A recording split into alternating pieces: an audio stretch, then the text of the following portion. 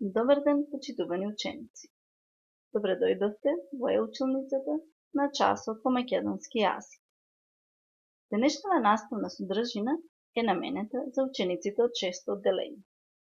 Таа е од подрачјето изразување и творење. И денеска ќе се запознаете со вест и извештај.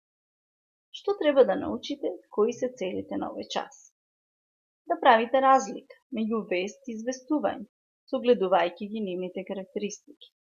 Да ги препознавате елементите, особините на овие текстови, кои ги среќавате и ги забележувате во секојдневието.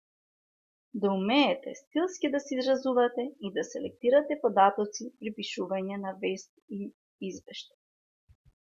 Да се подсетиме ученици и да го објаснеме подрачјето што го изучуваме во предметот македонски јазик, а тоа е изразување и творење. Изразување и творење е дел од образованието и културата на секој поединец и представува начин на себе изразување во писмена или во устна форма. Како форми на изразување кои спаѓаат во ова подрачје на изучување се веста и извештај. За да ја објасниме веста, овде ученици имаме еден текст од кој ќе извлечеме заклучоци. Прво да го прочитаме.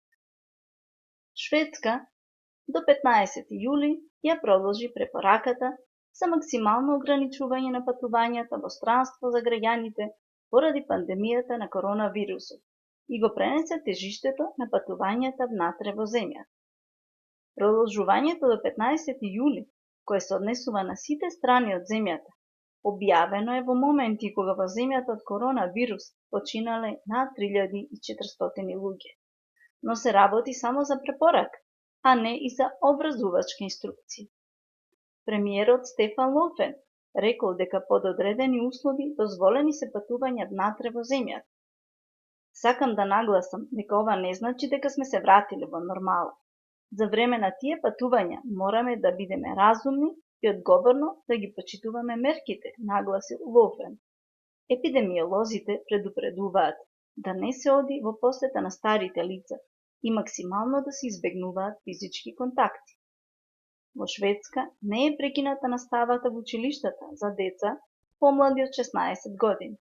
Отворени останаа и кафулињата, рестораните и трговските центри, а населението е повикано да ги почитува мерките за физичка дистанца. Во светот се критикува шведската стратегија, особено поради големиот број починати, отколку во другите нордиски земји, кои воведоа мерки за ограничување на движењето. Во Шведска има 27.909 потврдени случаи и 3.460 починати од коронавирус. Овој текст, ученици, забележувате дека е објавен во дневен весник, што значи дека најновите информации за дневните настани од земјава и од светот ние ги дознаваме во вид на вести од медиумите. Може да се печатените или електронски. Новинарите се тие пак кои ги бележат сите нови информации од теренот и селектираат, пишуваат и ги уредуваат вестите што треба да ги дознаат по широката јавност. Да заклучиме, ученици, што е вест. Вест е курсо известување за некој нов и значаен настан. Таа представува основна форма на новинарското известување. Веста треба да биде навремена, вистинита, актуелна, интересна и да дава одговор на замислените прашања. Кој, што, кога, каде, зошто и како се случи.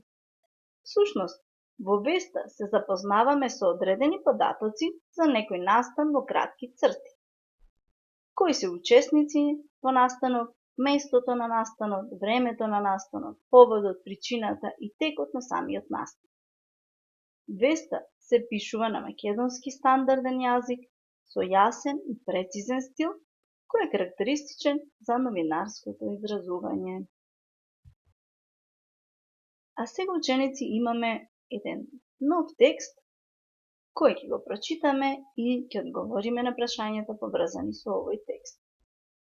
Организиран одмор. Училишниот одбор на училиштето вчера на состанокот одржан во 17 часот во наставничката канцеларија донесе одлука ова лето да се организира летување во Охрид, Струга и Дујра. Смените се организирани на секои 10 дена, а ќе биде вклучено и разгледување на историските споменици во околината на туристичките места. Се со цел учениците да имаат активен одмор. Да ги видиме, ученици, сега прашањата од текстот. Првото прашање. Каква информација добивме и каков настан се одржа? Што мислите вие? Еве го одговорот. Од текстот добивме информација за одржан училишен состанок. Второто прашање. Кога и каде се случил состанокот? Еве го одговорот. Состанокот се одржал во наставничката канцеларија во 17 часот. А што е темата на настанот? На состанокот се одлучило за организирано летување на ученици во детските одморалишта во Охрид, Струга и Дујра. И последното прашање, ученици, што мислите? Со каков јазик и стил е напишан текстот? Сигурно сум дека веќе го забележавте тоа. Текстот е напишан со јасен и концизен стил со почитување на правилата на македонскиот литературен јазик. Ќе одговоривме прашањето од текстот, а сега да дефинираме, ученици, што е извештај. Текстот во кој авторот ни известува за одреден настан, при што се врши селекција на податоците за времето, местото и учесниците на настанот, се вика извештај. Веста и извештајот се пишуваат кратко, јасно, вистинито и прегледно, со цел за подобро прифаќање и разбирање на податоците што се презентираат во нив. Овие текстови, ученици, се важни за вас, бидејќи придонесуваат за збогатување на вашата говорна и писмена култура. А сега, ученици, еве и вашата домашна задача. Вашата активност за дома е да се обидете да бидете креативни. Напишете замислена вест што вие би сакале да ја слушнете во овие времења кога до нас доаѓаат и допираат најразлични информации секој нов час. Бидете креативни, напишете ја вашата задача и при тоа внимавајте и почитувајте ги правилата на македонскиот стандарден јазик. И сосема на крајот, ученици, прочитајте ги овие мудри цитати од талентирани светски писатели. И да ве потсетам, дружете се со книгите.